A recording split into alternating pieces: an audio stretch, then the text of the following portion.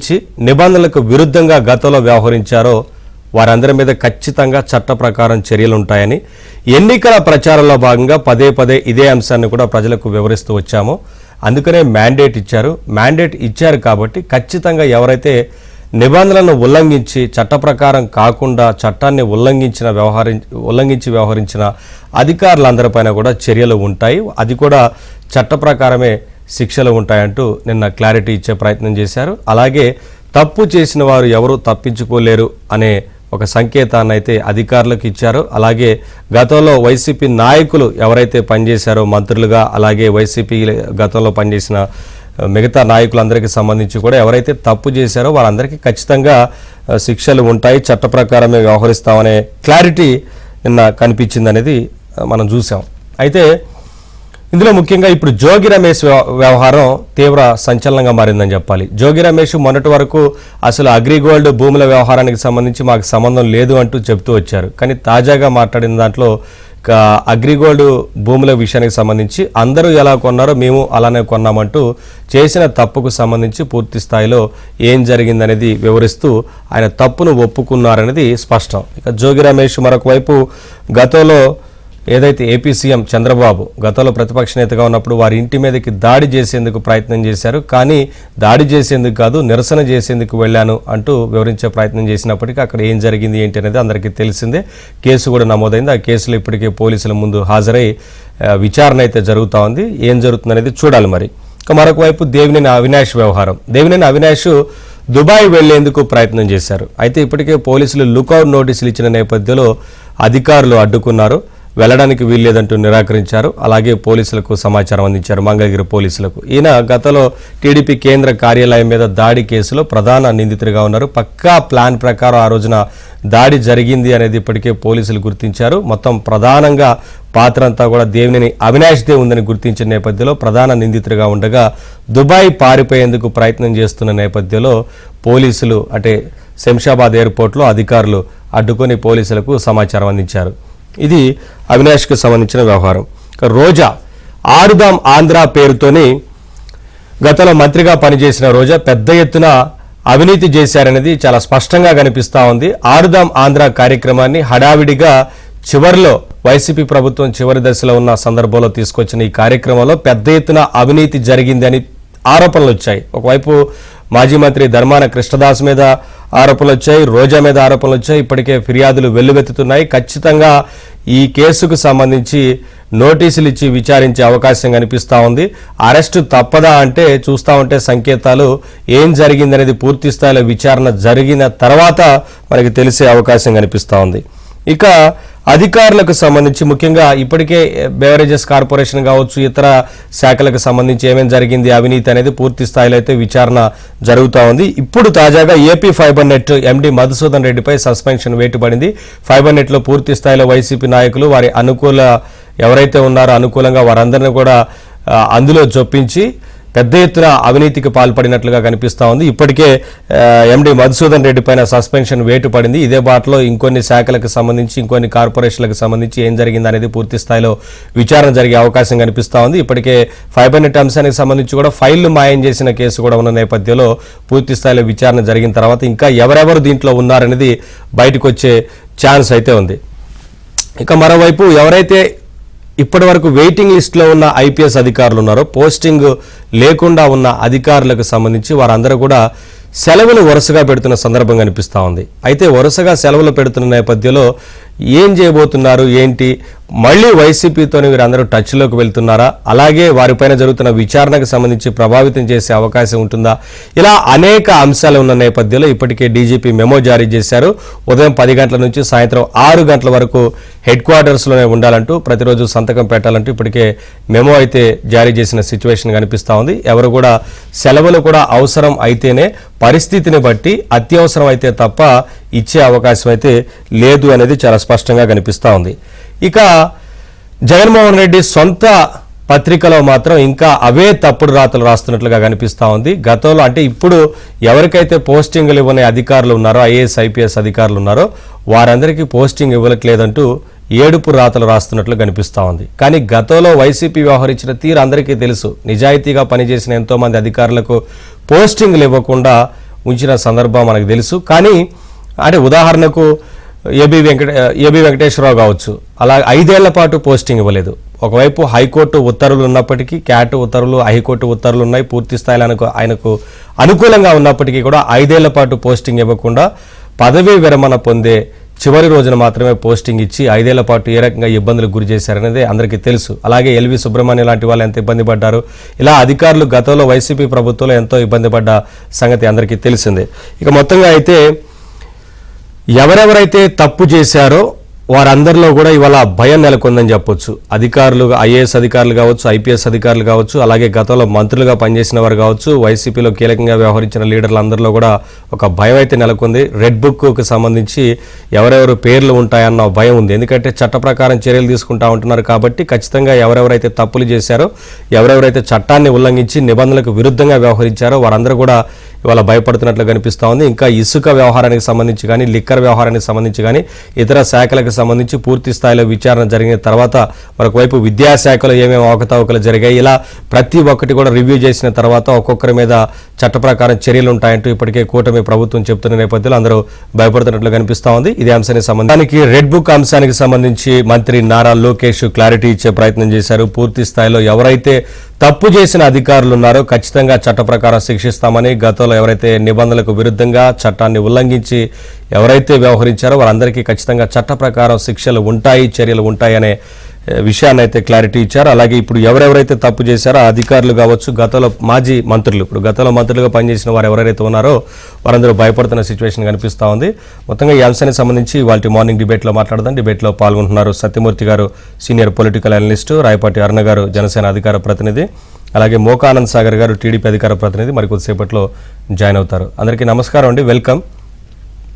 ముందుగా సార్ సత్యమూర్తి గారు, ఎందుకు అంటే రెడ్ బుక్ అంటే చాలు ఎందుకు భయపడుతున్నారు? గతంలో ఎవరైతే అధికారులు పనిచేసిన వారు ఉన్నారో, అలాగే వైసీపీ నేతలు, మాజీ మంత్రులు, వీరందరూ కూడా ఎందుకు భయపడుతున్నారు అనేది చాలా సందర్భాల్లో క్లారిటీ ఇచ్చే ప్రయత్నం చేశారు. రెడ్ బుక్ అంటే ఏం లేదు, ఎవరైతే చట్టాలను ఉల్లంఘించి వ్యవహరించారో, ఎవరైతే నిబంధనలకు విరుద్ధంగా వ్యవహరించిన వారు ఉన్నారో చట్ట ప్రకారం శిక్షలుంటాయి, అలా ఖచ్చితంగా శిక్షిస్తామని చెప్పాము కాబట్టి ప్రజల్లోకి అలానే ఎన్నికల ముందు కూడా రెడ్ బుక్ అంశాన్ని ప్రజల ముందు ఉంచి మ్యాండేట్ కోరితే వాళ్ళ మ్యాండేట్ ఇచ్చారు, మరి వారిపైన ఖచ్చితంగా చర్యలు తీసుకోవాలి కదా అనే క్లారిటీ ఇచ్చే ప్రయత్నం మరొకసారి చేశారు.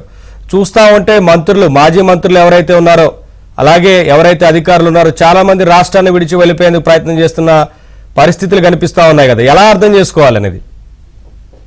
నేను నవీన్ గారు, ముందుగా నేను ఈ ఐపీఎస్ ఆఫీసర్లు ఉన్నారు కదా, సీనియర్ ఐపీఎస్ ఆఫీసర్లు, వీళ్ళతోటి మొదలు పెడతాను నేను.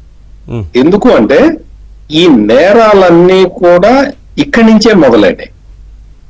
ఎట్లా అంటే ఇప్పుడు ఈ సీనియర్ ఐపీఎస్ అధికారులు చాలా విధి నిర్వహణ పేరుతో చాలా క్రూరంగా వ్యవహరించారు.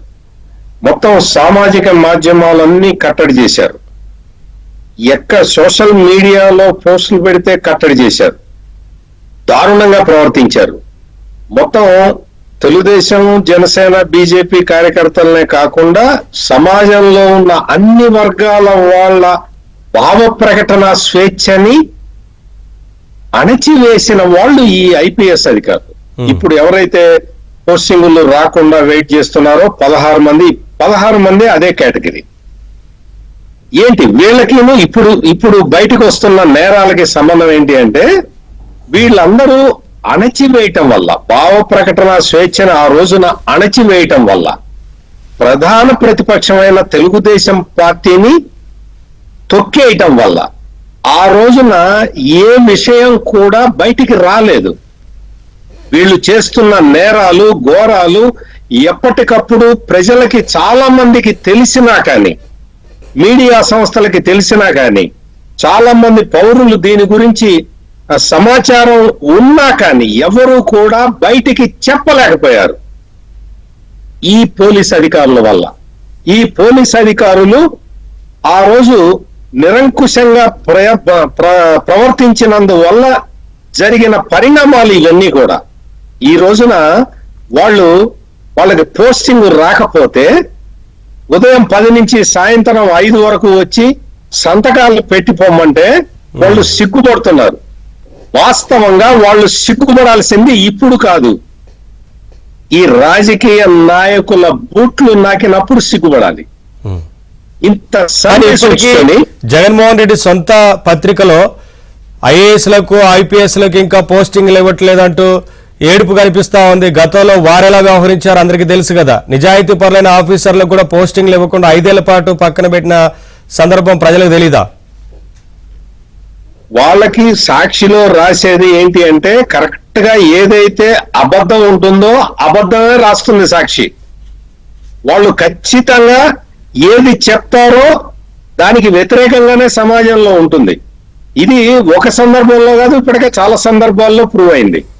వీళ్ళందరికీ పోస్టింగ్లు అసలు వీళ్ళ మీద పోస్టింగ్ ఇవ్వటం కాదండి, వీళ్ళ మీద ఇప్పుడు ఒక్కొక్క కేసు రివైవ్ చేసి వీళ్ళు అణిచివేసిన కేసులన్నిటినీ కూడా బయటికి తీసుకొచ్చి వాటి మీద న్యాయ విచారణ జరిపించాల్సిన అవసరం ఉన్నది.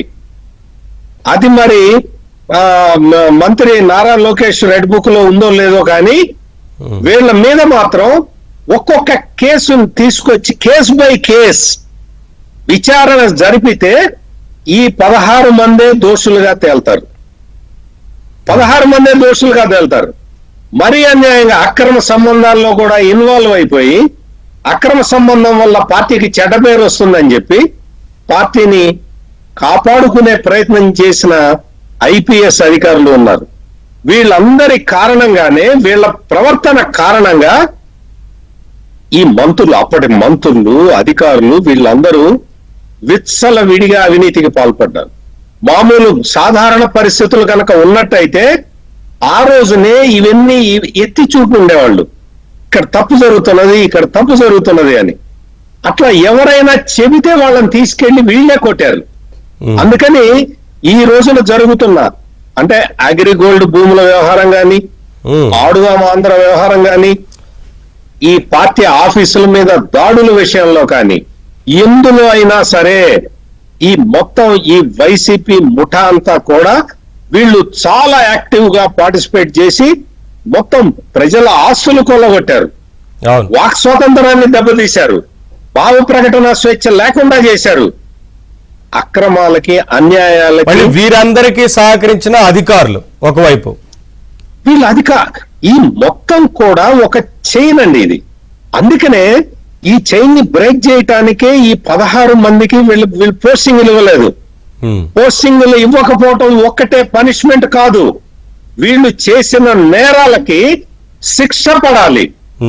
అధికారం చేతిలో ఉంది కదా అని చెప్పి, వీళ్ళకి తిరుగులేని అధికారం వీళ్ళ చేతిలో ఉందని వీళ్ళు ప్రవర్తించిన తీరు మొత్తం ప్రజాస్వామ్య వ్యవస్థని స్తంభింపజేసింది. అందుకనే ఈ ఈ ఇప్పుడు అగ్రిగోల్డ్ ల్యాండ్ వ్యవహారం తీసుకుందామండి. అది సిఐడి వాళ్ళకి వాళ్ళు స్వాధీనం చేసుకున్న ఆస్తి, దాన్ని తారుమారు చేసి సర్వే నెంబర్లు మార్చి ఒక మంత్రి కాజేశాడు అంటే దాని అర్థం ఏంటి? అంటే అధికారులు కూడా, అక్కడ కింద స్థాయి అధికారులు కూడా ఈ మంత్రికి భయపడ్డారు, ఎవరు వాస్తవం బయటికి చెప్పలేకపోయారు. ఈ కారణం ఈ మొత్తం వాతావరణాన్ని సృష్టించింది. ఇప్పుడు ఆయన ఒప్పుకున్నారు కదా, మొన్నటి వరకేమో అగ్రిగోల్డ్ భూముల వ్యవహారానికి అసలు నాకు సంబంధమే లేదని చెప్పిన ఆయన ఇవాళ తప్పు జరిగింది అనేది విషయం చాలా స్పష్టంగా ఆయన నోటి నుంచి కనిపిస్తా ఉంది. అంటే అందరూ చేశారు, నేను చేశా అంటున్నారు. చాలా ఇప్పుడు జోగి రమేష్ ఏమో ఇప్పటికీ కూడా నేను బీసీని, నా మీద అందుకని దాడి చేస్తున్నారు అని చెప్తాడు. ఈ లీడర్ కొడుకు అమెరికాలో చాలా పెద్ద చదువులు చదువుకొని వచ్చాడు, అంటే ఎట్లా భూములు ఎట్లా ఆక్రమించాలని చదువుకొని వచ్చాడో మనకు తెలియదు కానీ ఇతను మాత్రం నిజం ఒప్పుకున్నాడు. నేను అందరూ కొన్నట్టే మేము కొన్నామండి అని. అంటే వీళ్ళు ఇటువంటి అక్రమాలు ఇంకా ఎన్ని చేశారో మొత్తం అన్ని బయటికి రావాలి. చాలా అంటే పక్కడబందీగా ఇవన్నీ కూడా. ఇప్పుడు మనం మొన్న టీడీఆర్ బాండ్ల విషయం కూడా చూసాము నవీన్ గారు. టీడీఆర్ బాండ్లు 10,000 కోట్ల రూపాయల కుంభకోణం జరిగింది అంటే అందులో ఎంతమంది ఒక చెప్పుకుంటూ పోతే ప్రతి శాఖకు సంబంధించి కూడా పూర్తి స్థాయిలో అందుకనే రివ్యూ జరుగుతూ ఉంది. రివ్యూ జరిగిన తర్వాత పూర్తి స్థాయిలో ఎవరెవరు ఏం చేశారనేది బయటకు వచ్చే ఛాన్స్ ఉంటుంది. వరుసగా నోటీసులు ఇస్తారు, ఖచ్చితంగా చట్ట ప్రకారం చర్యలు ఉంటాయనేది కూటమి ప్రభుత్వం ఒక సంకేతాన్ని అయితే పంపిస్తూ ఉంది. అరుణ గారు, రెడ్ బుక్ అనగానే ఎందుకు భయపడుతున్నారు? రెడ్ బుక్ అంటే చాలా సందర్భాల్లో క్లారిటీ ఇచ్చే ప్రయత్నం చేశాం.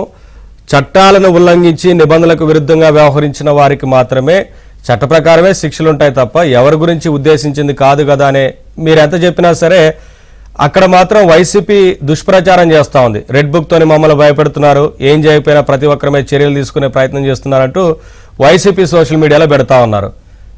ఎందుకు అంటే తప్పు చేసిన వారు కదా భయపడాలి. సార్, ప్యానెల్ పెద్దలకి వీక్షకులకి మీకు నమస్కారం sir. The great civil services employees దేశంలోని అత్యున్నతమైనటువంటి వ్యవస్థలో ఉద్యోగులుగా ఉన్న వాళ్ళు ఆంధ్రప్రదేశ్ కి ప్రతి 5 ఏళ్లకు ఒకసారి ఎలక్షన్ వచ్చింది. ప్రజల తీర్పే అల్టిమేట్ అన్న విషయం మర్చిపోయారు క్లియర్ గా. ఒక 5 ఏళ్ల పాటు 2019 నుంచి 2024 వరకు కూడా జగన్మోహన్ రెడ్డి అనేటువంటి ఒక హిప్నోటైజ్ చేసినటువంటి హిప్నోటిజం లో పడిపోయి 25 ఏళ్లు నేనే ముఖ్యమంత్రిని, 30 ఏళ్లు నేనే ముఖ్యమంత్రిని అనగానే వీళ్ళందరూ ఏమనుకున్నారంటే, ఓహో ఈయనే కావాలి ఇప్పుడు ప్రస్తుతానికి ఆంధ్ర రాష్ట్రానికి రాజు, మేము ఉండేది సర్వీస్ లో ఒక 25 ఏళ్ళు 20 ఏళ్ళు ఉంటాము, మేము సర్వీస్ లో ఉన్న రోజులు ఆంధ్ర రాష్ట్రం అనేది రాజరికల్లో ఉండిద్ది అనుకుంటాను. రాజు మాటలు మనం చేస్తేనే, ఆ రాజు ఆజ్ఞల ప్రకారమే మనం ఈ రాష్ట్రంలో ప్రవర్తిస్తేనే మనకి మనుగడ అనేది బాగుండిద్ది, లేదంటే మనం ఇబ్బంది పడతాం అన్నటువంటి ఒక కాన్సెప్ట్ లోకి వెళ్ళి, పైగా రాజు యొక్క బ్యాక్గ్రౌండ్ కూడా తెలుసు కాబట్టి ఎట్లాంటి ఫ్యాక్షనిస్ట్ మనుషులు ఎలా మాయమవుతారు, కుటుంబ సభ్యులైనా సరే ఎట్లాంటి గుండెపోట్లకి బాత్రూములకు గురవుతారు అన్న విషయం క్లియర్ గా తెలుసు కాబట్టి ఐఏఎస్ ఐపీఎస్ లకి తర్వాత వ్యవస్థలో ఉండే లోపాలను వాడుకొని ఏ విధంగా దొరలాగా బయట తిరుగుతూ ఉంటాడు, ఏ విధంగా అధికారంలోకి వస్తాడు అనేది సివిల్ సర్వీసెస్ ఎంప్లాయీస్ గా వాళ్ళకి క్లియర్ గా తెలుసు. వ్యవస్థలో ఎట్లాంటి లోపాలు ఉన్నాయి, అట్లాంటి వాటిని ఉపయోగించుకుని ఇట్లాంటి వాళ్ళు ఎలాగా సమాజంలో చలామణి అవుతూ ఉంటారన్న విషయం వాళ్ళకి తెలుసు కాబట్టి ఈ 25 ఏళ్ళు ఇతనే రాజుగా ఉంటాడనే ఒక భ్రమలోకి వెళ్లిపోయి ఆటోమేటిక్ గా ఆ రాజు ఏమి ఆజ్ఞలను ఆజ్ఞాపిస్తే అట్లాంటి ఆ ఆజ్ఞలనే పాటిస్తూ జీ హుజూర్ అంటూ వ్యవహరించారు తప్ప వాళ్ళకు అత్యున్నతమైన పొజిషన్ లో ఉన్నాము, మాకు కొన్ని చట్టము రాజ్యాంగం కొన్ని హక్కులను కల్పించింది, మేము ముఖ్యమంత్రినైనా ఈవెన్ ప్రధానమంత్రినైనా సరే మాకున్న హక్కుల ప్రకారం మేము ఈ విధంగా మేము కట్టడి చేయొచ్చు, మా హక్కులు మేము ఇలాగ పాటించవచ్చు, మా విధులు మేము ఇలా నిర్వర్తించవచ్చు అన్న విషయం మర్చిపోయారు. దీనికి ఆజ్యం ఎక్కడ పడింది అంటే, బీజం ఎక్కడ పడింది అంటే, ది గ్రేట్ మహానేత అయినటువంటి వైఎస్ రాజశేఖర రెడ్డి గారు, మహానేత మనం చెప్పుకుంటున్నాం మన కర్మలైన తర్వాత విషయం, వైఎస్ రాజశేఖర రెడ్డి గారి విషయంలో సహకరించిన ఐఏఎస్లు ఐపీఎస్లు అందరికీ కూడా ఆర్థికంగా ఉద్యోగ పరంగా ఎట్లాంటి లబ్ధి ఆ రోజుల్లో దొరికిందో మనందరికీ తెలుసు. తర్వాత సిబిఎన్ గారి గవర్నమెంట్ వచ్చిన తర్వాత వాళ్ళు ఏ విధంగా శిక్షించబడ్డప్పటికీ కూడా 5 ఏళ్లు ఎలాగోలని నట్టుకొస్తే మళ్ళీ జగన్మోహన్ రెడ్డి వచ్చిన తర్వాత గౌరవనీయులైనటువంటి ఐఏఎస్ శ్రీలక్ష్మి గారికి మళ్ళీ ఎట్లాంటి పొజిషన్ వైసీపీ గవర్నమెంట్ లో కట్టబెట్టారో కూడా మనకు తెలుసు. నేరస్తులం అయినప్పటికీ కూడా ఎలాగైనా చలామణి అవ్వచ్చు, కొద్ది రోజులు ఓపిక పడితే తర్వాత ఆర్థికంగా ఎదగచ్చు, రాజకీయంగా ఎదగొచ్చు, అన్ని రంగాల్లోనూ మనమే మేలు అన్నట్టు చూయించుకోవచ్చు అన్నటువంటి ఒక భ్రమలోకి అట్లాంటి వాళ్ళని ఆదర్శంగా తీసుకుని ఐఏఎస్ ఐపీఎస్ వెళ్ళారు 5 ఏళ్ల కాలంలో, గడిచిన 5 ఏళ్ల కాలంలో. అందులో భాగంగానే ప్రతిపక్షాలను వేధించిన తీరు కానివ్వండి, స్కాముల్లో సహకరించిన తీరు కానివ్వండి, మంత్రులకు పాదాలకు ఒత్తులొత్తిన తీరు కానివ్వండి, ప్రతిదీ కూడా ఒంటి మీద ఉన్న యూనిఫామ్ ఫలానాది, దీనికి రెస్పెక్ట్ ఉంది, దీనికి వాల్యూ ఉందన్న విషయం ప్రతి ఒక్కరు మర్చిపోయి వైసీపీ కార్యకర్తలాగా వ్యవహరించారు. అందులో భాగంగానే చేసిన దాష్టికాలు అన్ని ఇన్ని కాదు మనందరికీ తెలుసు. పట్టాభి గారిని చిత్రహింసలు పెట్టిన విషయం కానివ్వండి ఒక ఎస్పీ స్థాయి వ్యక్తి, అలాగే త్రిపులార్ గారిని చిత్రహింసలు పెట్టిన విషయం కానివ్వండి ఒక ఎస్పీ స్థాయి వ్యక్తి. ఏ చట్టంలో అలాంటి శిక్షలు వాళ్ళని అరెస్ట్ చేసిన కేసులు చేయమని చెప్పేసి ఉంది? ఏ చట్టం చెప్పింది వాళ్ళకి? ఎక్కడ అట్లాంటిది రాసింది? నువ్వు ఏ కేసు మీరు ఉదాహరించారు కదా, గతంలో ఎవరైతే అనుకూలంగా వ్యవహరించి చెప్పిందల్లా చేసిన అధికారులు ఉన్నారో ఆ తర్వాత కాలంలో ఎంత ఇబ్బందులు పడ్డారో జైలు పాలైన సంగతి కూడా తెలుసు. ఇప్పుడు శ్రీలక్ష్మి గురించి చెప్పారు, అలాంటి ఆఫీసర్లు ఎంతో మంది ఇబ్బందులు పడ్డారు. ఇప్పుడు కూడా అదే మళ్ళీ రిపీట్ అవుతుంది. ఏముంది, అందుకని అధికారులు ఎప్పుడైనా వారు చట్ట ప్రకారం నడుచుకోవాలి, బ్యాలెన్స్గా వ్యవహరించాల్సిన అవసరం ఉంటుంది. కాదని ఎవరేం చెప్తే అది విన్నారో, అధికారంలో ఉన్న వారు చెప్పిందల్లా తలూపి వారు చెప్పిన దానికి వారి అడుగులకు మడుగులు ఒత్తితే ఏం జరుగుతుందనేది తెలుసు కదా. 100% అండి. వాళ్ళకి ఇప్పుడు దేశంలో ఏ వ్యవస్థకి లేనని హక్కులు కేవలం సివిల్ సర్వీసెస్ నుంచి యూపీఎస్సీ నుంచి వచ్చిన వాళ్ళకే ఉన్నాయి. ఎందుకంటే వాళ్ళు ఈక్వల్ టు రాజకీయ నాయకుల కన్నా కూడా వాళ్ళే ఎక్కువ. ఒక జిల్లాకి ఎంపీ కన్నా ఒక ఎమ్మెల్యేల కన్నా కూడా మెజిస్ట్రేట్ డిస్ట్రిక్ట్ కలెక్టర్ కి ఎక్కువ పవర్స్ ఇచ్చింది రాజ్యాంగం. అట్లాంటిది వినియోగించుకోకుండా రాజకీయ నాయకులకు తొత్తులుగా వ్యవహరిస్తూ చేసిన వాళ్ళ పరిస్థితి ఏంటి అనేది గడిచిన 5 ఏళ్ల కాలంలో కన్నా ముందు చంద్రబాబు నాయుడు గారి టైంలో చూసాము. స్కామ్లో ఉన్నటువంటి ఐఏఎస్ ఐపీఎస్ పరిస్థితి ఏమైంది అనేది మళ్ళీ ఇప్పుడు 5 ఏళ్ళు కూడా తప్పనిసరిగా ఎవరైతే 2019 నుంచి 2024 వరకు ఇష్టారీతిగా ప్రభుత్వ వ్యవస్థల్లో వాళ్ళకు అనుకూలంగా రాజకీయ నాయకులకు అనుకూలంగా ఉద్యోగాలను నిర్వర్తించారో వాళ్ళందరికీ ఖచ్చితంగా ఈ 5 ఏళ్లలో డెఫినెట్ గా శిక్ష వేసే తీరుతారు. అది ఏ కులమైన, ఇప్పుడు కులం కార్డు వాడుతున్నారు ఐపీఎస్లు కూడా, కులం కార్డు వాడే స్థాయికి అట్లాంటి దౌర్భాగ్య స్థితికి మన ఆంధ్ర రాష్ట్ర రాజకీయాలు దిగబడ్డందుకు నిజంగానే సిగ్గుతో చచ్చిపోతున్నా నేనైతే. మీరు చెప్తుంటే అధికారులే రాజకీయం చేశారు మరి ఆ రోజున. అధికారులే టికెట్ల అంశంలో కూడా అధికారుల జోక్యం ఉందంటే ఏ స్థాయికి అధికారులు ఆ రోజున దిగజారిపోయారనేది కనిపిస్తా ఉంది కదా. ముమ్మాటికి ఒక శిక్షలు వేసి వాళ్ళు అనధికారికంగా పైశాచికత్వంగా శిక్ష విధిస్తూ దాన్ని మళ్ళీ వీడియోలు తీసి రాజకీయ నాయకులకు పెట్టారు అంటే వీళ్ళు ఏ పార్టీ అధికారులందరూ మనం అర్థం చేసుకోవాలి ఫస్ట్. రెండోది వాళ్ళ కులం కార్డు వాడుతున్న నాయకులకి, కులం కార్డు వాడుతున్నటువంటి ఆఫీసర్లకి ఒకటే అడుగుతున్నాను నేను క్లియర్ గా, మీరు తప్పు చేసేటప్పుడు మీ కులం గుర్తురాల, మేము ఈ తక్కువ కులం నుంచి ఈ స్థాయికి ఎదిగాము, మేము చేసే ప్రతి పని మా సామాజిక వర్గాన్ని రిప్రజెంటేషన్ చేసింది, మేము ఆదర్శవంతంగా ఉంటేనే మా సామాజిక వర్గానికి సమాజంలో గౌరవం లభించింది అని చెప్పేసి గౌరవప్రదమైన పనులు ఏవి మీరు చేయలేదు. మీరు చేసినటువంటి అపప్రదమైన పనులు చేసేటప్పుడు మీకు గుర్తురాని కులం కార్డు ఈ రోజు మీరు చేసిన తప్పుకు శిక్షిస్తుంటే కులం కార్డు వాడుతున్నారు ఏంటి? తప్పు చేసినప్పుడు గుర్తురాని కులం, మీ తప్పుకు మీరు శిక్ష అనుభవించేటప్పుడు కులం కార్డు ఎందుకు గుర్తొస్తుంది? ఇది నేను చాలా మంది అధికారులు ఎప్పటి నుంచి అడగాలనుకుంటున్నాను. ప్రతిదీ చేసేటప్పుడు కులం గుర్తురాదు వాళ్ళకి. ఎవరు ఏం చెప్తే వాళ్ళకి అలా స్వార్థం ప్రకారం డబ్బు కోసం, అధికారం కోసం, పదవి కోసం తెగబడిపోయి వాళ్ళకి అనుకూలంగా చెయ్యాలి, నేరమైనా సరే. ఏంటి సార్ మొత్తంగా జోగి రమేష్ వ్యవహారం, ఆయన అగ్రిగోల్డ్ భూముల వ్యవహారానికి సంబంధించి తప్పు జరిగిందనేది ఒప్పుకున్నారు, క్లారిటీగా కనిపిస్తా ఉంది ఆయన మాటల్లోనే. ఏం జరిగిందనేది అందరూ చేశారు కాబట్టి నేను అదే రకంగా చేశాను అనేది ఒక మాట. తర్వాత ఆ రోజున చంద్రబాబు గారి ఇంటి మీదకి నేను నిరసన తెలిపేందుకు వెళ్ళాను, దాడి చేసేందుకు కాదంటూ ఇవాళ ఇంకొక మాట అన్నారు. సో ఎట్లా చూస్తారు? అంటే దాడి చేసేందుకు ఆ రోజు వెళ్తున్న సందర్భంలో పోలీసులు సహకరించారు, దగ్గర దాకా వెళ్ళారు, నానా రచ్చ నానా రభస క్రియేట్ చేసి ఆ రోజున మంత్రి పదవి కోసం ఎంత ప్రయత్నం చేశారనేది అందరికీ తెలుసు. ఇవాళ మళ్ళీ మాట మార్చినంత మాత్రాన సీన్ కనిపిస్తుంది కదా. నమస్కారం సార్, మీకు ప్యానెల్లో ఉన్నటువంటి పెద్దలకి అందరికీ నమస్కారం. ఇప్పుడు అందితే చుట్టూ అందకపోతే కాళ్ళు అని ఒక సామెత ఉంది సార్. అలాగా అధికారంలో ఉన్నప్పుడు మదం ఎక్కి వాళ్ళు రోడ్డు ఎక్కి వాళ్ళు ఎట్లా ప్రవర్తిస్తున్నారో కూడా స్పృహ లేని పరిస్థితుల్లో ప్రవర్తించాడు జోగి రమేష్ గారు. నోటికి వచ్చింది ప్రతిదీ మాట్లాడాడు. లోకేష్ గారిని బచ్చి అన్నాడు, బాబు గారిని వాళ్ళ కొడుకే రోగి చంద్రబాబు నాయుడు అని చెప్పి మానసిక రోగం అన్నాడు, శారీరక రోగం అన్నాడు. రకరకాలుగా ఆ చిన్న పిల్లోడు కూడా పెద్ద పొలిటీషియన్ లాగా పెద్ద పెద్ద డైలాగులు వదిలాడు. కార్లు వేసుకుని, కాన్వాయ్ వేసుకుని, కారులో మారణాయుధాలు వేసుకుని, వందలాది మందిని వెంట పెట్టుకుని ఒక ప్రతిపక్ష నాయకుడింటికి నిరసన తెలియడానికి వెళ్ళాడండి ఈయన. అంటే భారతదేశంలో స్వాతంత్రానికి ముందు గాని స్వాతంత్రం తర్వాత గాని ఈ టైప్ ఆఫ్ నిరసన ఎవరన్నా వ్యక్తం చేశారా? ఈయనేమన్నా భగత్ సింగ్, అల్లూరి సీతారామరాజా? ఈయనేమన్నా సాయుధ పోరాటం చేస్తున్నాడా? తిరుగుబాటు చేస్తున్నాడా? విప్లవం తీసుకొస్తున్నాడా?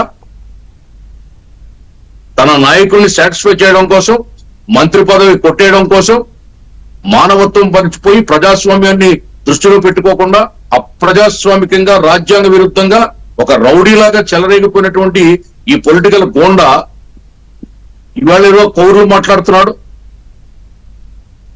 ఆ అగ్రిగోల్డ్ భూముల విషయంలో తెలుగుదేశం పార్టీ ప్రభుత్వం మీద ఎంత విషం కక్కారండి వీళ్ళు అన్నాడు.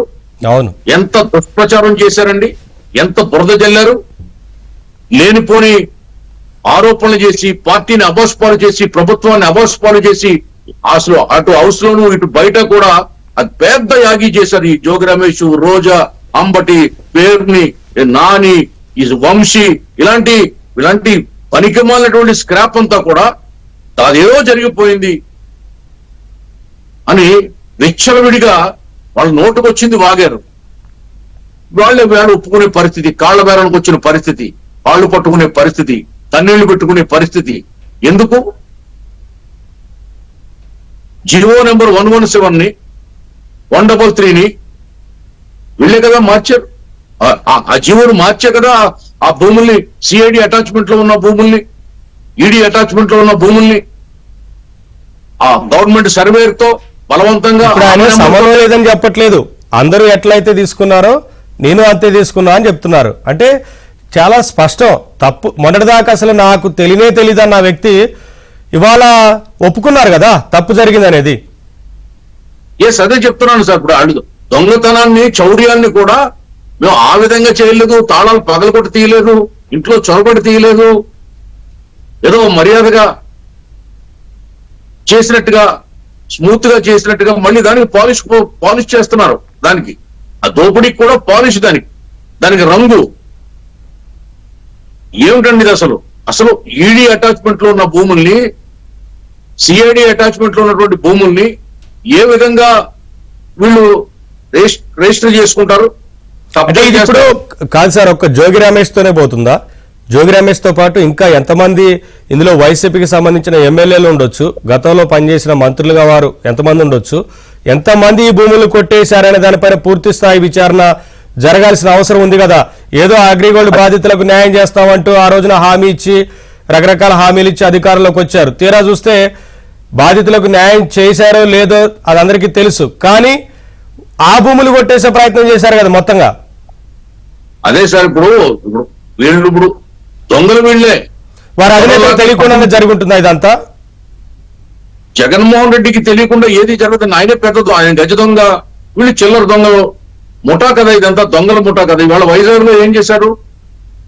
వైజాగ్ లో 3,000 ఎకరాలు కబ్జా చేశారు విజయసాయి రెడ్డి నేతృత్వంలో. గీతం యూనివర్సిటీ లాంటి స్థలాలను కూడా కబ్జా చేశారు. రిషికొండను కబ్జా చేశారు. 22A ఉన్నటువంటి నిషేధిత జాబితాలో ఉన్నటువంటి భూములు కూడా వాళ్ళ ఇష్టానుసారం లాక్కుని రిజిస్ట్రేషన్ చేసుకున్నారు. ఇవన్నీ తవ్వాలి సార్, ఇవన్నీ తీయాలి సార్. రాష్ట్రం అంతా కూడా కబ్జా అయిపోయింది, ప్రతి అంగుళం కబ్జా అయిపోయింది. ప్రభుత్వ భూములు, ప్రైవేటు భూములు, ఆఖరికి ఆచార్య వినోబా భావే పెట్టినటువంటి ఆ భూదాన భూములు అయితే ఉన్నాయో ఆ భూదాన భూములు కూడా వీళ్ళు కబ్జా చేసినటువంటి దుర్మార్గులు. భూమి పురాణాల్లో కూడా చూసాం, నరకాసురుడు అనేవాడు భూమిని పట్టుకుపోతాడు చుట్టుకుని, చాపలాగా చుట్టుకుని. అదే సార్, ఇప్పుడు చేసే తప్పులన్నీ చేశారు, వారికి తెలుసు తప్పులు చేశారు కాబట్టి ఇవాళ చర్యలు ఉంటాయనేది అంశం తెలుసు కాబట్టి మాట్లాడితే రెడ్ బుక్ పేరుతోని మా మీద చర్యలు తీసుకునే ప్రయత్నం చేస్తున్నారంటూ వైసీపీ నేతలు బయటకు వచ్చి మాట్లాడుతూ ఉన్నారు. తప్పు చేయనప్పుడు ఎందుకు భయపడాలనేది ఏం చెప్తున్నారంటే, మాది రాజారెడ్డి రాజ్యాంగం అన్నారు కదా, మాది రాజ్యాంగం, భారతిరెడ్డి రాజ్యాంగం అన్నారు కదా, ఇప్పుడు మీది రెడ్ బుక్ రాజ్యాంగం అని అడుగుతున్నారు. రెడ్ బుక్ ఏమి హిడెన్ గా, సీక్రెట్ గా తెర మీదుగా లోకేష్ గారు తేలేరు కదండి. వీళ్ళకలాగా రాజధానిగా అమరావతి కొనసాగుతుంది, నేను తాడేపల్లిలో ఇల్లు కట్టుకున్నాను, చంద్రబాబు నాయుడికి ఇల్లు లేదు, నేను అసలు సిసలు ఆ అమరావతి అభిమానిని, అమరావతి నేనే కట్టగలను, నేనే దాన్ని ప్రజలకి ఇవ్వగలను అని కబుర్లు చెప్పినాడు ప్రభుత్వం రాకముందు. సడన్ గా ఏం చేశాడు? ప్రభుత్వంలోకి వచ్చినటువంటి ముఖ్యమంత్రి అయినటువంటి ఒక 6 నెలలకి 3 రాజధానులను తెర మీదకి తీసుకొచ్చాడు. అది దొంగ చోటుగా, సీక్రెట్ గా, హిడెన్ గా తెచ్చాడు. ఇది రెడ్ బుక్ కదా, తేలేదు కదా. లోకేష్ గారు 3,600 పైచిలకు ఈ యువగళం పాదయాత్ర చేసినప్పుడు ప్రతి పాదయాత్ర సమావేశాల్లో సందర్భంలో రెడ్ బుక్ ని చేత్తో పట్టుకుని పాదయాత్ర చేశాడు. ఒక చేత్తో రెడ్ బుక్ పట్టుకున్నాడైనా, ఒక చేత్తో రాజ్యాంగం పట్టుకున్నాడు. రెడ్ బుక్ అనేది ఈ పాపాలు ఎవరైతే చేస్తున్నారో, తప్పులు ఎవరైతే చేస్తున్నారో వాళ్ళ పేర్లు, వాళ్ళ పాపాల చిట్టా ఇందులో నమోదవుతున్నాయి. వాళ్ళ తాట తీస్తా, రేపు అధికారంలోకి వస్తా అని కొండ బద్దలు కొట్టినట్టు ప్రజలకు భరోసా ఇచ్చారు. ఆ రెడ్ బుక్ ని ప్రజలు స్వాగతించారు. ఆ రెడ్ బుక్ ఇంకా అమలు కావట్లేదని బాధపడుతున్నారు కూడా ఇప్పటికి ప్రజలు. తొందరగా రెడ్ బుక్ ని అమల్లోకి తేవాలి, అందులో ఉన్న దోషుల్ని బయట పెట్టాలి, దొంగల భరతం పట్టాలి అని ఒక డిమాండ్ పబ్లిక్ లో ఉంది. ఇప్పుడు ఎప్పుడు రెడ్ బుక్ అమలు అవుతుందని 1000 కళ్ళతో ఎదురు చూస్తున్నారు ఆంధ్ర ప్రజానీకం. రెడ్ బుక్ ఎలాంటిదంటే గరుడ పురాణం లాంటిది. నిన్న లోకేష్ గారు కూడా అదే చెప్పారు. అసలైన దొంగల్ని పట్టుకుని శిక్షించేదే రెడ్ బుక్, అక్రమ కేసులతోటి వేధించేది రెడ్ బుక్ కాదు. ఎవరైతే నేరం చేశారో వాళ్ళకి శిక్ష తప్పదు అని క్లియర్ గా కుండ బద్దలు కొట్టినట్టు లోకేష్ గారు చెప్పడం జరిగింది. ఈ కుంభిపాకం క్రిమి భోజనం లాంటి శిక్షలు ఈ గరుడ పురాణంలో నరకలోకంలో ఉన్నాయని ఏ విధంగా పేర్కొందో ఆ విధంగా సలసలసల కాగే నూనెలో వేయడం, లేకపోతే రక్తపు డియేర్లు నడిపించడం, అగ్నిగుండంలో వేయడం, ఇటువంటి శిక్షలు నరకంలో ఉంటాయని గరుడ పురాణం చెప్పింది. వీళ్ళకి ఇక్కడ అటువంటి శిక్షలు ఇక్కడ లేవు కాబట్టి ఇది ప్రజాస్వామ్యం కాబట్టి ఇక్కడ ప్రజాస్వామ్యంగా చట్టం వాళ్ళ మాటల్లోనే చట్టం తన పని తాను చేసుకుపోతుంది. ఆ మాటను వాళ్ళు వెనక్కి తీసుకోకూడదు. చట్టం ఎవరైతే తప్పు చేసిన అధికారులు ఉన్నారో, తప్పు చేసిన నేతలు ఉన్నారో వాళ్ళందరి మీద చర్యలు తీసుకోవాలని ప్రజలే ఆమోదించారు. అది చాలా స్పష్టంగా మ్యాండేట్ ఇచ్చారు. అరుణ గారు, ఒకవైపున ఆడుదాం ఆంధ్ర పేరుతోని చివరిలో ప్రభుత్వం చివరి దశలో, ఇక ప్రభుత్వం వెంటిలేటర్ మీద ఉన్నప్పుడు అనుకోండి, అప్పటి వైసీపీ ప్రభుత్వం చివరి దశలో ఉన్నప్పుడు తీసుకొచ్చిన ఈ కార్యక్రమంలో పెద్ద ఎత్తున వాళ్ళ అవినీతి జరిగిందనేది క్రీడాకారులే బయటకు వచ్చి ఆరోపించిన పరిస్థితి. మాజీ ప్లేయర్లు కూడా ఇవాళ వచ్చి ఫిర్యాదు చేస్తున్న సందర్భం. ఇంకా ఏమీ జరగలేదు అని వైసీపీ నేతలు చెప్తున్నారు. కానీ తప్పించుకోలేరు కదా, ఆడుదాం ఆంధ్ర పేరుతోని ఎంత పెద్ద ఎత్తున అవినీతి జరిగింది ఆ కార్యక్రమంలో అనేది వాళ్ళ ఖచ్చితంగా విచారణ జరిగిన తర్వాత, నోటీసులు ఇచ్చి పూర్తి స్థాయిలో విచారించిన తర్వాత తెలుస్తుంది కదా. ఆ మంత్రి వాళ్ళ ఒక్కరోజు కూడా రాష్ట్రంలో ఉండట్లేదు. మళ్ళీ మాజీ మంత్రి రాష్ట్ర వ్యాప్తంగా అన్ని స్కీమ్లు అన్ని పథకాలతోటి అప్పటి వరకు మొత్తం దోచుకున్నంత సరిపోక చివరిలో కూడా ఇంకేమన్నా అడుగు పొడుగు 2 మెతుకులు 6 మెతుకు ఏమన్నా ఉంటే అది కూడా ఊడ్చుకు తినాలి, అది కూడా నెక్స్ట్ గవర్నమెంట్ కి కానివ్వండి ప్రజలకు కానివ్వండి ఉంచకూడదు అనేటువంటి ఉద్దేశంతో చివరిలో పెట్టినటువంటి తాలింపు ప్రక్రియ ఈ ఆడుదాం ఆంధ్ర ప్రోగ్రామ్. దాంట్లో ఎస్పెషల్లీ మళ్ళీ ఇంకో విషయం చెప్తాను మీకు. ఈ విషయంలో కూడా రోజా కాకుండా ఇంకెవరన్నా గనక మినిస్టర్ వేరే వాళ్ళు ఎవరైనా పెద్ద తలకాయ లైక్ ద్వారంపూడి చంద్రశేఖర్ రెడ్డి, పెద్దిరెడ్డి రామచంద్రారెడ్డి ఇట్లాంటి పెద్ద తలకాయలు కనుక ఎవరన్నా ఉంటే ఇది ఇంత ఈజీగా మనకి ట్రేస్ అవుట్ అయ్యేది కాదు. రోజా ఏంటంటే స్కాములు చేయడంలో కూడా కొత్త తరహాగా నేర్చుకుంటూ ఉంది కాబట్టి బిగినర్స్ మిస్టేక్స్ చేసింది. బిగినర్స్ మిస్టేక్స్ చేయడం తోటి వాళ్ళ గవర్నమెంట్ దిగక ముందే పెద్ద ఎత్తున ఓపెన్ అయిపోయింది అందులో జరిగినటువంటి అవినీతి అనేది. మరీ చీప్ క్వాలిటీ బ్యాట్లు ఇవ్వడం కానివ్వండి, క్రీడా పరికరాలు కానివ్వండి, వాళ్ళకి ఇచ్చే జెర్సీలు కానివ్వండి. ఇంకొక విషయం ఏంటి అంటే ప్రతి చోట కూడా ప్రథమ బహుమతి కింద ఇంత, ద్వితీయ బహుమతి ఇంత, లేదంటే బెస్ట్ ప్లేయర్ అవార్డు కింద ఇంత అని చెప్పేసి ఒక నగదు బహుమతిని ప్రకటించారు. ఆ బహుమతిని ప్రభుత్వ ఖజానా నుంచి ఆ ప్రోగ్రామ్ కి అలాట్ చేసినటువంటి ఫండ్స్ నుంచి ఇచ్చినట్లుగా బిల్లు చూపించారు. కానీ ప్రతి చోట ఏం జరిగింది అంటే స్థానికంగా ఉన్నటువంటి వైసీపీ లీడర్స్ నుంచి లేదంటే టికెట్ ఆశిస్తున్నటువంటి ఆ స్థానిక నాయకత్వం నుంచి ఆ డబ్బులు పెట్టించారు. కానీ ఇక్కడ బిల్లులు మాత్రం ప్రభుత్వ ఖజానా నుంచి ఇచ్చినట్లుగా చూపించారు. ఇట్లాంటివన్నీ బిగినర్స్ మిస్టేక్స్ కాబట్టి రోజా ఈజీగా ఈ విషయంలో దొరికిపోయింది. స్టార్టింగ్ లోనే పెద్ద తలకాయనాడే దొరికేవాళ్ళు కాదు 100%. ఇదొక్క స్కామే కాదు, మీరు రానున్న రోజుల్లో రెడ్ బుక్ ఇంకా ఓపెన్ అవ్వలేదు, జస్ట్ స్కామ్ బుక్ ఓపెన్ అయింది. స్కామ్ బుక్ ఓపెన్ అయితేనే రెడ్ బుక్ తో రిలేటెడ్ అయిన కొన్ని తలకాయలు బయటకు వస్తున్నాయి. రెడ్ బుక్ ఇంకా ఓపెన్ అవ్వలేదు కాబట్టి వైసీపీ వాళ్ళు భయపడాల్సిన అవసరం లేదు. కొన్నాళ్ళు టైం పడుతుంది. ముందు సెటరేట్ అవ్వాలి గవర్నమెంట్, ప్రజలకు ఇచ్చిన హామీలను ముందు నెరవేర్చాలి. ఆ తర్వాతే రెడ్ బుక్ లో ఉన్న పేర్లు ఓపెన్ గానే బయట పెడతారు. ఎవరు భయపడక్కల మేము సీక్రెట్ గా ఎవరు చేస్తారేమో అని చెప్పి సీక్రెట్ గా చేసే పని అయితే అసలు ఆ బుక్ అనే పేరుని బయట పెట్టరు. ఓపెన్ గా చట్ట ప్రకారం చెయ్యాలి అనుకున్నారు కాబట్టి రెడ్ బుక్ లో పేర్లు నమోదు చేసుకున్నాము. ఇప్పుడు గతంలో అన్ని విమర్శలు చేసిన రోజా గారు ఇప్పుడు వచ్చి కనీసం మాట్లాడటం లేదు. ఈ విషయం మీద అసలు రాష్ట్రానికి రావట్లేదు, ఏ ఒక్క విషయం గురించి మాట్లాడటం లేదు. ఇప్పుడు వీళ్ళందరికీ ఒక భయం పట్టుకుంది. ఏంటి అంటే ఏ టైంలో ఏ స్కామ్ కు సంబంధించి పూర్తి ఆధారాలు దొరుకుతాయో ఆ టైంలో ఇమీడియట్ గా వచ్చి మనల్ని అరెస్ట్ చేస్తారు. ఆ టైంకి మనం అందుబాటులో ఉండకూడదు, దొరకకూడదు, పక్క రాష్ట్రంలో ఉండాలి. జగన్మోహన్ రెడ్డి గారు పదే బెంగళూరులో ఉంటున్నారు అంటే అర్థం తెలంగాణ కూడా వెళ్ళకుండా. తెలంగాణలో కూడా ప్యాలెస్ ఉంది కానీ తెలంగాణకి వెళ్ళట్లేదు, బెంగళూరుకి ఎందుకు వెళ్తున్నారు?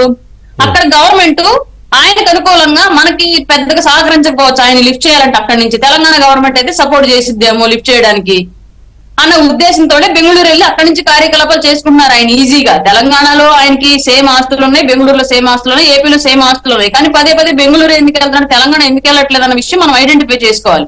అందులో భాగంగానే ఇవాళ రాష్ట్ర వ్యాప్తంగా ప్రజా ధనాన్ని ఎలుకల పేరుతో కూడా పందికొక్కులా తిన్న ప్రతి మంత్రి రాష్ట్రంలో ఉండడానికి భయపడుతున్నాడు. ప్రతి ఒక్కళ్ళు బయటే ఉంటున్నారు. పారిపోవడానికి ప్రయత్నించి ఆల్రెడీ కేసులు బుక్ అయి ఉన్న వాళ్ళు మాత్రం తప్పనిసరి పరిస్థితుల్లో ఏపీలో ఉంటున్నారు. వాళ్ళకి అవకాశం లేదు కాబట్టి వెళ్ళడానికి. జగన్మోహన్ రెడ్డి గారు వెళ్ళలేరులేండి, ఎందుకంటే సిబిఐ కోర్టు అనుమతి తప్పనిసరి విదేశాలకు వెళ్ళాలంటే. మీరు అన్నట్టు అందుకనే తెలంగాణ కాకుండా బెంగళూరు వెళ్తున్నారు. స్టేట్ లో అయితే ఉండడు కదా, ఆయన విదేశాలు వెళ్ళాడు, కోర్టు పర్మిషన్ కావాలి, కానీ స్టేట్ లో ఉండడు. మళ్ళీ ఈ స్టేట్ లోని పార్టీ ఉంది, ఈ స్టేట్ లోని ముఖ్యమంత్రిగా చేశాడు, ఈ స్టేట్ లోనే ఆయన క్యాడర్ ఉంది. ఆయన ఇప్పుడు పెద్ద ఎత్తున నా క్యాడర్ ఇబ్బంది పెడుతున్నారు, చంపేస్తున్నారని చెప్పేసి ఢిల్లీ వెళ్ళి గల్లీలో గతంలో మీ పార్టీ అధినేతను పార్ట్ టైం పొలిటీషియన్ వారు ఇక్కడికి రానే రారు ఆంధ్రప్రదేశ్ అని చెప్పారు. ఇవాళ అసలు ఆంధ్రప్రదేశ్ లో ఉండట్లేదు జగన్మోహన్ రెడ్డి గారు. అంటే వీళ్ళు చేస్తే సంసారం అండి, వేరే వాళ్ళు చేస్తే వేరేది, మనం అట్లా అనుకోవాలి. ఇంకా సత్యమూర్తి గారు ఒక్క రోజా గారే కాదు, గతంలో కృష్ణదాసు, ధర్మాన కృష్ణదాసు చేసిన మొత్తం వ్యవహారం మీద కూడా ఫిర్యాదులు వస్తా ఉన్నాయి. వీరందరి మీద కూడా చర్యలు ఉంటాయనేది చాలా స్పష్టంగా అనిపిస్తా ఉంది.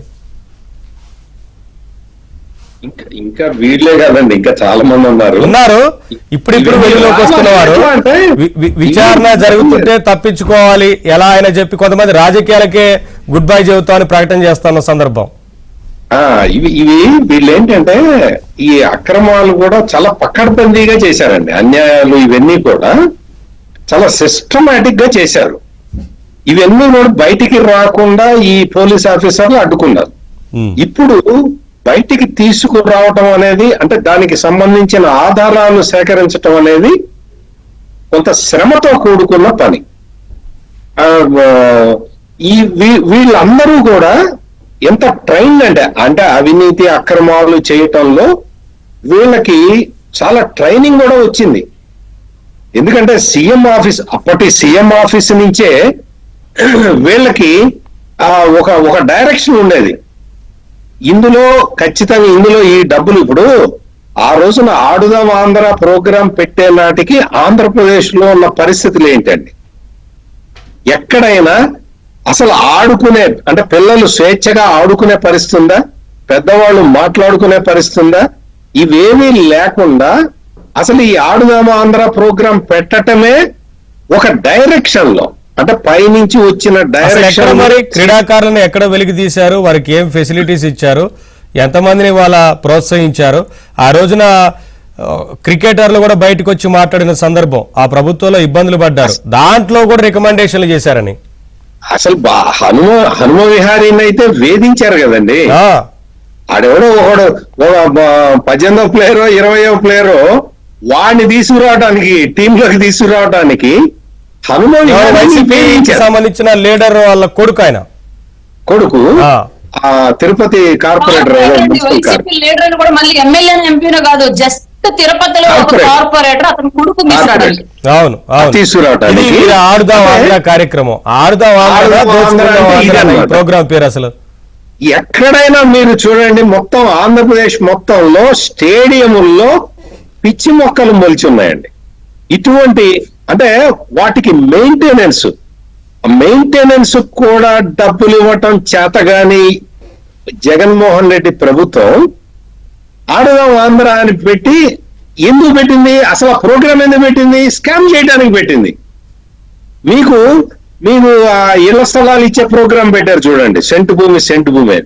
అందులో ఎంత కుంభకోణం జరిగిందో చూడండి. అంటే ఏంటి అంటే వీళ్ళు ఏ ప్రోగ్రాం తీసుకున్నా కూడా కుంభకోణం చేయటానికి వీలుగా ఉన్న ప్రోగ్రాంలే తీసుకొని వీళ్ళందరూ దోచిపెట్టడం, అందరూ పంచుకోవటం, దీనికి ఒక ఏదో పథకం పేరు పెట్టడం, ఈ తరహాలో మొత్తం అంతా కూడా దోపిడీలు దౌర్జన్యాలు చేశారు.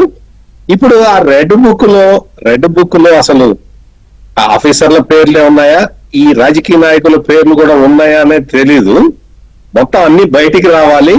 బయటికి వచ్చి ఈ మొత్తం అంటే ఎవరు క్యాస్ట్ కార్డు వాడినా గాని ఇప్పుడు వచ్చి రెడ్లు వచ్చి బయట బాధపడ్డారు అనుకోండి, మా రెడ్లని టార్గెట్ చేశారు అని ఏం చేస్తాం?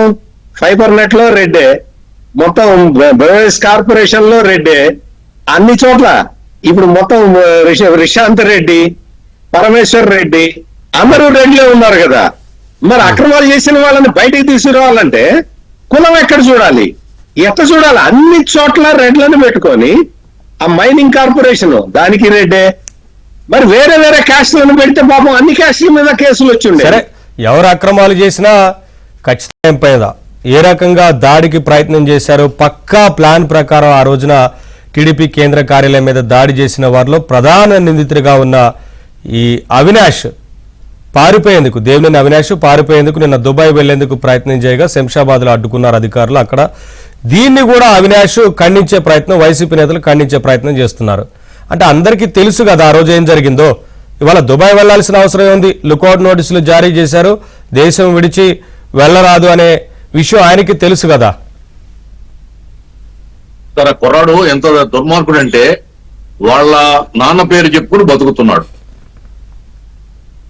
వాళ్ళ నాన్న పేరు చెప్పుకుని చంద్రబాబు నాయుడు గారి దగ్గర చేరి, లోకేష్ గారి దగ్గర చేరి, పార్టీలో ఉంటూనే ఒక కోవర్ట్ గా వైసీపీకి పనిచేసి సడన్ గా పార్టీలకు జంప్ అయిపోయాడు. జంప్ అయిపోయినాడు బతకాలేదో తలదాచుకోవడానికి వెళ్ళినట్టు అధికారం ఎక్కడ ఉంటే అక్కడ పోయి బ్రతికే అలవాటు ఉన్నటువంటి వ్యక్తి కాబట్టి పోయాడు అనుకోవచ్చు. పోయిన తర్వాత అక్కడ హీరోయిజం సంపాదించడం కోసం, వాళ్ళని ఆకట్టుకోవడం కోసం, పదవులు రాబట్టుకోవడం కోసం తెలుగుదేశం పార్టీ కేంద్ర కార్యాలయంపై ధ్వంస రచన చేశాడు. ఈవేళ రెడ్ బుక్ పేరు చెప్తే బ్లడ్ క్లాట్ అయిపోతుంది, బ్లడ్ గట్టుగట్టుకుపోతుంది. ఎవరైతే లోకేష్ గారిని సోషల్ మీడియా వేదికగా అపహాస్యం చేశారో, హేళన చేశారో వాళ్ళందరూ లోకేష్ పేరు చెప్తే ఇది పడిపోతుంది. బుద్ధి జ్ఞానం ఉన్న వాళ్ళు ఎవరైనా పరిపాలించమని అవకాశం ఇస్తే పగలగొట్టమని, పూలగొట్టమని, లేకపోతే అరెస్టులు, అక్రమ అరెస్టులు చేయమని, తప్పుడు కేసులు పెట్టమని, గాలి పోగేసి చంద్రబాబు నాయుడు గారిని అరెస్ట్ చేయడానికి వీళ్ళకి అధికారం ఇచ్చారండి. అవినీతి జరిగితే బయట పెట్టే అధికారం ప్రభుత్వం ఉంది. ఎక్కడ రివర్స్ టెండరింగ్ అన్నాడు, కోట్లాది వేల కోట్ల లక్షల కోట్ల అవినీతి వెనక్కి తీసుకొస్తానని చెప్పాడు. ఏ రోజైనా ఒక్క దాంట్లో ఒక్క పైసా అవినీతిని 5 ఏళ్లలో ఈ జగన్మోహన్ రెడ్డి పరిపాలన కాలంలో ఎవరైనా నిరూపించారా? ఈవేళ తెలుగుదేశం పార్టీ 2 నెలలు గడవక ముందే వేల కోట్ల అవినీతిని అన్ని శాఖల్లో కూడా అది కట్ల పవన్లు వెలికి తీసినట్టుగా, పొట్లోంచి తవ్వి తీసినట్టుగా బయట పెడతా ఉంటే వాళ్ళకు బెంబెలెత్తిపోతున్నారు. అందరూ ఎవరి దారిలో వాళ్ళు దాక్కుందాం, పారిపోదామని చూస్తున్నారు. మహాభారత యుద్ధం ముగిసిన తర్వాత దుర్యోధనుడు నీటి మడుగులో దాక్కుంటాడు. వీళ్ళకి ఆంధ్రప్రదేశ్ లో ఎలక్షన్ ముందు కూడా చెప్పాం, మీరు దాక్కోవడానికి ఆఖరికి ఈ సువిశాల ఆంధ్రప్రదేశ్ లో నీటి మడుగు కూడా దొరకదు, కబడతారని చెప్పి అనేక సందర్భాల్లో తెలుగుదేశం పార్టీ హెచ్చరించింది. అయినా వాళ్ళు తోకజాడించారు, వినలేరు, రెచ్చిపోయారు. వాళ్ళ నాయకుడు ఏదో 30 ఏళ్లు పర్మనెంట్ సీఎం అనుకుని కళ్ళు మూసుకుపోయి ఒళ్ళు బలిసి రాష్ట్రం మీద తెగబడ్డారు. ప్రతిసారి వైనాడు 175 అంటుంటే నిజమేనేమో, ఎంతో కొంత వస్తాయేమో అని ఊహించుంటారు. అందుకనే ఆయన ఏం చెప్తే దానికి అది చేసుకుంటూ వెళ్ళారు. ఆయన మెప్పించడం కోసం ఈ విమర్శలు లేదంటే ఈ దాడులు చేసే ప్రయత్నం చేశారు. ఫైనల్ గా ఏం కంక్లూడ్ చేస్తారు అరుణ గారు? యా సార్, సత్యమూర్తి గారు ఫైనల్ గా ఏం చెప్తారు? అంటే ఒక్క ఈ శాఖల వారీగా చెప్పుకుంటూ పోతుంటే ఒక్క దాంట్లో కాదు, అన్నిట్లో అవినీతి జరిగింది. ముఖ్యంగా నిన్న ఇంకొక మాట అన్నారు, ఇసుక మాఫియా రెచ్చిపోయింది అనేది. ఇసుక మాఫియాకి సంబంధించి గతంలో ఏం జరిగింది అనేది పూర్తి స్థాయిలో విచారణ కూడా చేసే ఛాన్స్ కనిపిస్తా ఉంది. ఇవన్నీ కూడా చాలా చాలా ఫాస్ట్ గా చేయాల్సిన విషయాలండి. ఎందుకంటే వీటిలో ప్రతి దాంట్లో కూడా ఈ మనీ ట్రయల్ ని ఎస్టాబ్లిష్ చేయాల్సి ఉంటుంది. దానికి కొంత సమయం పట్టడానికి అవకాశం ఉంది. ఈ మనీ ట్రయల్ ని ఫిక్స్ చేయటానికి చాలా విస్తృతమైన యంత్రాంగం అవసరం, ఆధునిక టెక్నాలజీ అవసరం. ఇవన్నీ కూడా ఇప్పుడు మొత్తం అన్ని వ్యవస్థల్ని కూడా జగన్మోహన్ రెడ్డి ధ్వంసం చేసి పెట్టాడు. కాబట్టి ఈ వ్యవస్థలన్నింటినీ ఒకవైపు పునర్నిర్మించుకుంటూ మరోవైపు ఈ వ్యవస్థల్లో పడి పందికొక్కుల్లాగా తిన్న వాళ్ళని బయటికి తీసుకురావటం అనేది అది చాలా పెద్ద కసరత్తే. కాకపోతే ఏంటి అంటే ఇంకా సిన్సియర్ పోలీస్ ఆఫీసర్లు ఉండటం, వాళ్ళు చాలా చాలా సమర్థవంతంగా పనిచేయటం, ఆఫీసర్లని పట్టుకొని ఒక్కొక్కరిని ఇప్పుడు ఈ జోగి రమేష్ కేసులోనే ఆఫీసర్లను కూడా సస్పెండ్ చేశారు. ఇది ఇంకా చాలా ఫాస్ట్ గా జరగాల్సిన అవసరం ఉంది, త్వరితగతిన న్యాయం జరగాల్సిన అవసరం ఉంది. ఈ బాధితులు చాలా మంది ఉన్నారు కాబట్టి ఆ బాధితులకి న్యాయం చేయటం అనేది ఇప్పుడు అత్యవసరం. కేసులు చాలా ఫాస్ట్ గా చేయాలనేది నా ఓకే. కోరిక అండి. అరుణ్ గారు సమయం లేదు, తక్కువ ఉంది, కంక్లూడ్ చేయండి. అంటే ఆఫీసర్ల అనగానే ఒకటి గుర్తొచ్చింది, ఇప్పుడున్న ఆఫీసర్ల మీద ఎవరైతే విచారణ చేస్తున్నారో వారిని ఇన్ఫ్లుయెన్స్ చేస్తున్నారు బయట ఉండి, ఇంకా వైసీపీకి అనుకూలంగా వ్యవహరిస్తున్న వారు కూడా ఉన్నారనేది. డెఫినెట్ గా అండి, డైరెక్ట్ గా ప్రధానమంత్రి మోడీ గారే ఒక సందర్భంలో మనకి చెప్పారు ఆల్రెడీ బొప్పుడి సభలో, జగన్మోహన్ రెడ్డి అవినీతి ప్రతి శాఖలో విస్తరించాడు, అభివృద్ధి లేదు కానీ అవినీతి మాత్రం విపరీతంగా పెరిగిపోయింది ఆంధ్రప్రదేశ్ లో అని చెప్పేసి ప్రతి శాఖలో కూడా. అందులో భాగంగానే ఇవాళ ఇంకా అన్ని శాఖల్లో కూడా జగన్మోహన్ రెడ్డి గారి మనుషులు కులాభిమానంతోనూ మతం అభిమానంతోనూ అతని టైంలో విపరీతంగా డబ్బు తిన్నటువంటి అభిమానంతోనూ ఇప్పటికీ ఉన్నారు, అతనికి అనుకూలంగానే చేస్తున్నారు. అందులో భాగంగానే కొన్ని కార్యాలయాల్లో ఫైల్స్ తగలబడుతున్నాయన్న విషయం మనకు తెలుసు. ఎందుకు ఫైల్స్ తగలబడుతున్నాయి అంటే సాక్ష్యాలను తారుమారు చేసే ప్రక్రియలో జగన్మోహన్ రెడ్డి ఆడిస్తున్న జగన్నాటకంలో వాళ్ళు భాగస్వాములు అవుతున్నారు. అట్లాంటి వాళ్ళు కూడా తెలుసుకోవాల్సినటువంటి బుద్ధి ఏంటి అంటే, మీ ఉద్యోగం మిమ్మల్ని కాపాడదు, చట్టం ముందు అందరూ సమానులే, మీ డబ్బు మిమ్మల్ని కాపాడదు. ఒక్కసారి ప్రభుత్వానికి మీరు నేరస్తులు అని ఐడెంటిఫై అయ్యారు అంటే మీ వెనకాల ఉన్నటువంటి ఎలాంటి శక్తి కూడా సైలెంట్ గా సైడ్ అయిపోద్ది తప్ప మిమ్మల్ని ప్రొటెక్ట్ చేయదు. కాబట్టి ఇప్పటికీ